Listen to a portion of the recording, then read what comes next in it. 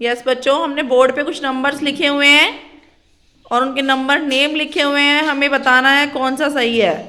25, 36, 62, 49। हाँ जी, करो अपने आप करो, वेरी गुड। नेक्स्ट 50 सही किया। उसके बाद क्या है? 65, वेरी गुड। 17, very good. शाबाश, क्लैपिंग कर दो इसके लिए।